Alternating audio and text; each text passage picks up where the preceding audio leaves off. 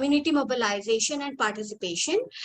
So since Water Aid has been working for past many years across Telangana, I would like to understand if you have observed any changes in communities' responses pre and post Mission Bhagiratha, which claims to provide 100% coverage in terms of safe piped water supply to all the households across Telangana from Krishna and Godavari River. So I would like to understand, because sometimes it might be challenging to mobilize communities. First, because when they already have assured water supply, and second, when their dependency on local water has reduced to a great extent, because they are getting water from some faraway sources. So like, these are my questions I would like to understand in terms of from sustainability point of view, because the water which is coming to their household is not local. So how do you actually make convince them to conserve water and conserve these local water bodies? So these are like two points I would like to understand from you. Thank you. It's a double-edged sword that way. One is that our mission is to provide pipe water supply and at doorstep, and already the governments are doing it. So in some sense, our work is actually done. But if you look at the other half, of the story, the other edge of the sword, you see that the last mile delivery is always going to be a challenge. That every household cannot be serviced with pipe water, and what we do is to try to fill that gap. Number one.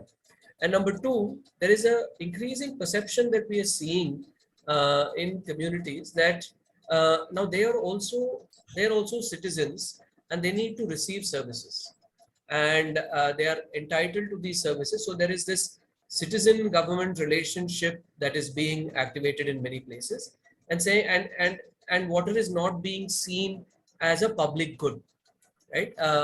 In other words, they are feeling that they are entitled to this water, and somebody else needs to be providing this water to them. The levels of participation, therefore, has implications. So it really requires a lot of mobilization, a lot of rapport building for them to understand the range of issues concerned with this, and then to start to engage with them on issues around their local sources and conserving their local sources, despite the fact that water is being supplied from somewhere else. Another perception that is evolving is that, interestingly, that people feel that the piped water supply is actually good for, not necessarily good for drinking, but is good for all domestic purposes. And RO water, if available, is a better option for drinking. I mean, this is coming from the fact that perhaps people don't understand quality issues around pipe water. There is a sense that the pipes are traveling long distances, so therefore there could be contamination, and hence it's not fully clean and safe to drink. So that perception is also this thing. And then connecting it with what Mr. Rajaram was saying, by providing these field level testing kits and convincing people that this kind of water is good enough to drink, is something that's important for us to change that conversation, and ensure that where there is no saturation, these pipelines can actually be extended if they're already there. Otherwise, we'll have to look at an exercise of water budgeting, water security planning, making them understand their local sources versus what is being supplied, and then help them create self-regulatory measures on usage of their existing water resources. So it's a multidimensional problem that we are facing, but primarily I would summate it by saying that participation levels are becoming increasingly difficult if such schemes actually work well, because people don't want to participate for O&M, people don't want to contribute because they know that the service is eventually going to reach them. Similarly with Jal Jeevan Mission, it is what we are seeing right now, because it's large parts of India, particularly North India, the scheme seems to be working well. Taps are being provided, but who's going to do the O&M, right? That's a conversation that we're having with the community. And that is where I think community is beginning to understand that 2 years down the line, when the scheme is done, post 2024-25, what is going to happen to them, right? What is going to happen to the supply system? So those are the kinds of conversation we are using to trigger more participation. You see, water has become, at least over the last 25, 30 years, a very political issue. It's not about technology. All of us here know that this is not for want of solutions. And I mean, in a country where the architecture of water has always suggested that we have to do extremely local solutions, here is Rajesh having to be defensive, that he has got to tell them of the negative impacts and outcomes. And after all the damage is done of such brutal public expenditure that will be sunk into these areas, you know. One is, as you rightly pointed out, there is very little practice of developing a process documentation of any project. You know, what stimulated, how it went, and how it culminated is the biggest challenge in this country, not only in this country, but entire world. The best documentation I have come across is at the Purmamulla medium irrigation tank, which you find in a stone scripture. That speaks volumes of engineering ethics in India. But in most of the reports, you find the kind of dynamics any organization will bring out, and minimize the bottlenecks in fulfilling the tasks. It's a process. You see, it's not that, and water itself is a dynamic medium, resource. You cannot say that I have achieved. The second point you said is, half a century back, we had a criteria in the government of India, and also it was percolated to state governments, that high shortage, low shortage, easily accessible, like green, yellow, and red. And this green will always become a yellow and red over a period of time. That was the period where we started the borewells in 70s.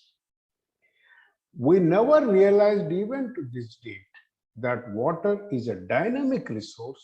It needs a dynamic management, which we are losing it. That is one part. The second part, what my friend Mr. Rajesh, after a long time I am seeing him, is talking to Jayati. You see, the most important thing is, whatever initiatives we are doing in the water conservation, water recharging, is an attempt to create a supplementary source of water to the mainstream supply system. Okay? There is no attempt right from the day one. You see, I was one of the few people who were involved right from 1998 in the rainwater harvesting in the combined state of Andhra Pradesh. And then L.V. Subramanya, he encouraged community volunteers. I really congratulate the Metro Water Works for those initiatives in those days, actually. Okay, there is a long way to go. So the second thing is, still the government, the system, and including the non-governmental organizations and non-profit companies, we are not working in creating a balance between the supplement source of water and mainstream source of water. How much I can reduce it, both in terms of water supply and energy consumption. It's a big challenge before us. It needs a good debate, and an organization like Water Aid can also initiate some kind of a action research studies along with ground level demonstration projects. That is my sincere recommendation. And now coming to all these efforts, very good. I congratulate the water aids for, the initiatives they have to take. But unfortunately, I think no attempt has been made in documenting the earlier success stories in this city. ICRISAT, which created a rainwater harvesting structure way back in early 90s, harvest 1 billion liters of water. Do you know this? The second one, the man who was instrumental for developing a rainwater harvesting for ICRISAT, Sharma, who served 42 years in ICRISAT, his own house has rainwater harvesting, which he does not use municipal water for the last 26 years. So I was trying to document all this, and also another good gentleman is P.N. Rao, who encourages on direct storage. So these are the initiatives, how do we take? I strongly believe convergence is for sustainability. We may differ, we may disagree to agree. That is the spirit of democracy. But then, how do we take the earlier experiences and take forward the water conservation movement in urban areas? This is the biggest challenge what I see before all of us. And I also congratulate on the Kondapur catchment area watershed. And you have more than 45 small micro watersheds in the city. You can plan out that. I have all the maps with me. And time and again, I also look into the changes in the land use and the water dynamics, changing water dynamics in this. So it is always good. Start focusing on micro level. How do you see this after 30, 40 years of your own work, distinguished as it will have been? Why is the government not willing to listen at all to such resource pools of knowledge and expertise? There is a government governance system has undergone a metamorphosis. My experience working in 90s in the rural, irrigation tanks, particularly in the border area of Karnataka and Andhra Pradesh, where a panchayat, you sit with the panchayat board members, discuss with them on the status of irrigation and irrigation waters, and come out with a resolution from the panchayat body. That itself used to fetch the money under Rural Employment Guarantee Scheme from Ministry of Rural Development. Okay, so that was such an where the locals had the confidence and the trust that the resources are in their management. Today, for a small lake in Siddipet, the villagers have to come to the Eramanjil office to get the appointment of the principal secretary. Why? So, this metamorphosis which it has undergone, you see, water, it sounds very rosy when people show all this, but the whole crux is constitutional bodies like panchayat, municipality, and the government. They are autonomous. My colleague and my contemporary was working with Kerala Sahitya Parishad in Kerala, Dr. N.G.K. Nair, S.K. Nair, sorry, S.K. Nair. You see, the way they used to empower, train, build the capacities of panchayats to manage their resources is really remarkable. So we need to look into these aspects of it, on whose control it is and how we can do it.